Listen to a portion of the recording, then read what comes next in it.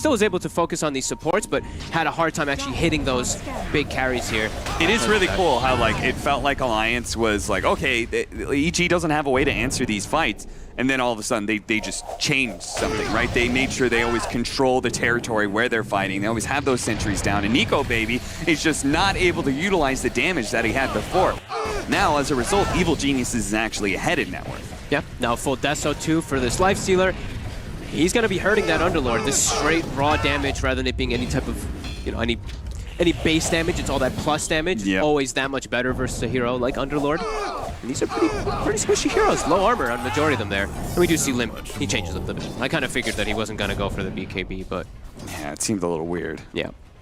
He may want some sort of Dispel or BKB at some point in the near future, because GPK is going to be going for an Aghanim Scepter, which will be an entirely new Evil Geniuses, I think, at that point. Yep. Because they'll have ways to threaten the Ember Spirit and the Weaver, who have been so hard to lock down. Ramsey's really good read, does manage to get out just in the nick of time and flying will TP away. Made the smoke for the bounties. They get their reward and their sentry down as well. Okay, Arteezy. He's got the silence Gets connected silenced on up. He quickly deals with that Phantom, jumks away, soulbound up. He's going to turn around and go for Hanskin here. Hanskin getting quickly ripped apart, and Arteezy's pretty healthy. He's going to jump inside of GPK. Joe crit almost dies to the bug. In fact, he dies to S4 with a Firestorm burn out. GPK, he may be infested disruption, but he's still stuck inside that damn pit of malice. Arteezy pops out and says, sorry, GPK, you're dead, and I need to get the hell out of here. S4 was thinking apparently the same, but then he sees Evil Geniuses turn and run. They're like, wait a minute. No, we've got this team fight. Let's catch Fly. We've got the pin of malice on him. Arteezy does have a rage coming up, so he should be fine. He's certainly not going to die in this situation. Alliance do win this one. So many different forms of root that they have to deal with. It's actually so hard.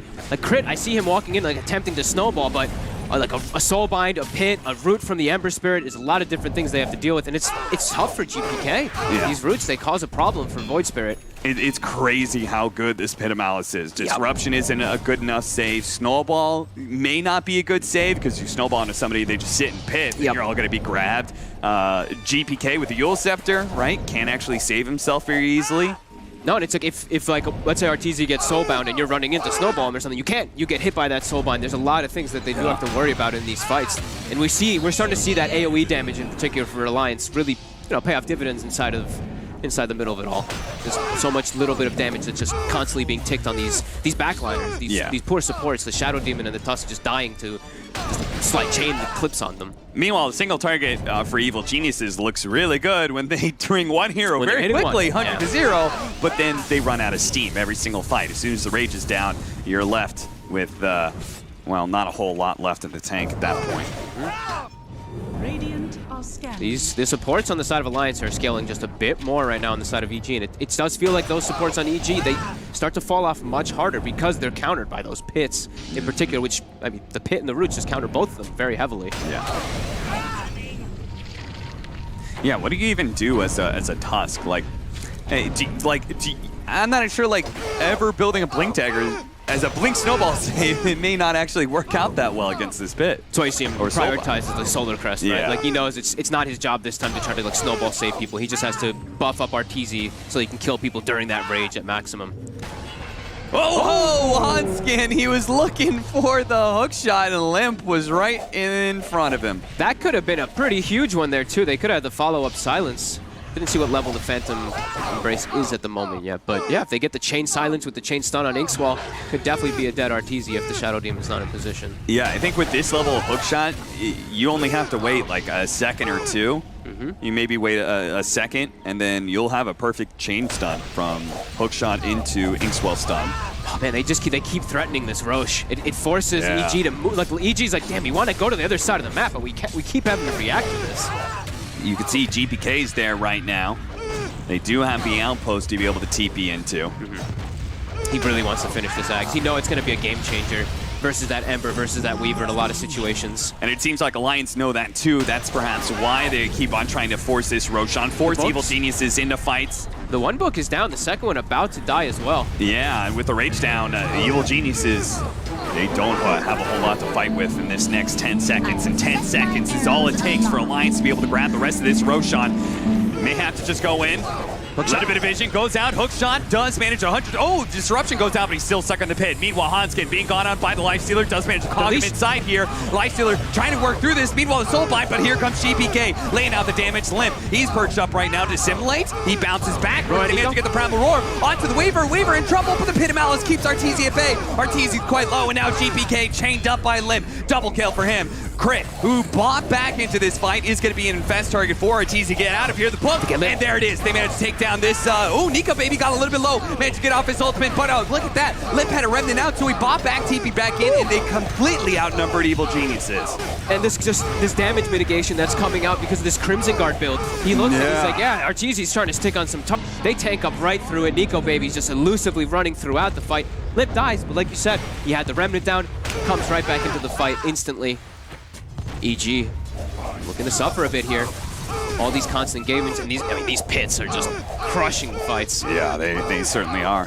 S4 is doing a good job of putting him out, directing his team to play around them as much as possible after a clearly won fight for Alliance. I feel like this is the first team fight that has had a very clear victor in a while. It's been very back and forth, but they're now up 4,000 net worth. They've got an Aegis on the Weaver, who's going to be going that Satanic, so full-on status resistance build. He is dominating this game right now. What is he, 11-0 or something on this Weaver? He's just 11-0 and 6 so far. You can see why they went for it in particular for this matchup, and yeah, playing it very well here. 24 kills too. They're playing so active on the map.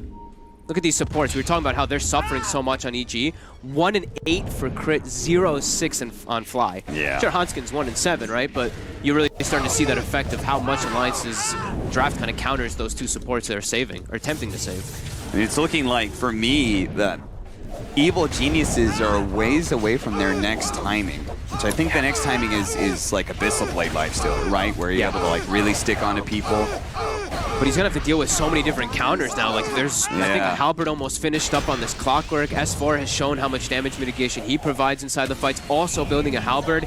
Really gonna start feeling like EG, they're gonna be running out of steam pretty quick. It's all this single target. It's not adding up. GPK though has the Ags now. That's what they're really missing in these last two fights, and it's a late one. It's 26 minutes. Very, very important. Soulbound together, quickly retreat. Okay.